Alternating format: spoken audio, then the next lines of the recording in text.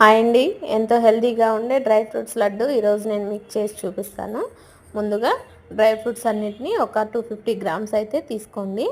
అంటే ఒక బౌల్లోకి వస్తుందన్నమాట 250 గ్రామ్స్. వచ్చేసి జీడిపప్పు, పిస్తా, బాదాం, కిస్మిస్, సన్ఫ్లవర్ సీడ్స్, పంకిన్ సీడ్స్, అలాగే మీకు నచ్చితే పుచ్చగింజలు కూడా వేసుకోండి. అవి అవైలబుల్ లేవు కాబట్టి నేను వేయలేదు. అలాగే గసగసాలు, ఎండు కొబ్బరి పౌడరు, యాలకుల పొడి కొంచెం, బెల్లం ఒక పావు కిలో తీసుకొని పక్కన పెట్టేసుకోండి. ఇంకా డ్రై ఫ్రూట్స్ అన్నీ కట్ చేసేసి పక్కన పెట్టేసుకోండి. ఇప్పుడు ప్యాన్ తీసుకొని ప్యాన్లో నెయ్యి వేసేసుకొని అన్నీ 1 బై 1 ఫ్రై చేసేసుకొని ఒక దాంట్లో అయితే వేసేసుకోండి. అలాగే గసగసాలు కూడా లైట్గా ఫ్రై చేసి వేసేసుకోండి. బెల్లం పాకం పట్టేసుకొని పాకం వచ్చింది రంజి వాటర్లో వేస్తే మనకి రౌండ్ ముద్ద అవ్వాలన్నమాట. ముద్ద అయితే పాకం వచ్చేసినట్టు అనమాట. ఇంకా అప్పుడు పాకాన్ని వడగట్టేసుకొని ఈ డ్రై ఫ్రూట్స్లో వేసేసుకొని మనము ఉండలు అనేవి వేడి మీద ఉన్నప్పుడే చుట్టేసుకోవాలి.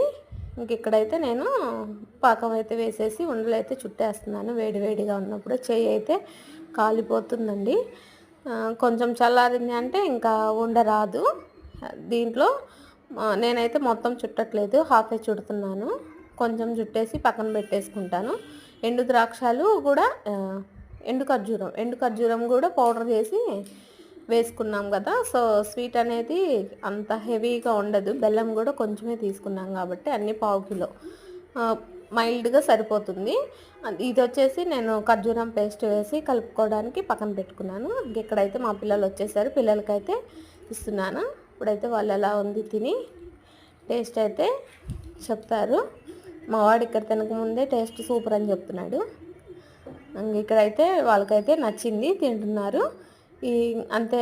ఇది అయితే రోజుకొకటి తినండి, హెల్తీగా బాగుంటుంది, జుట్టు కూడా ఊడదనమాట. ఈ వీడియో నచ్చితే లైక్ చేయండి, షేర్ చేయండి, సబ్స్క్రైబ్ చేసుకోండి. బాయ్.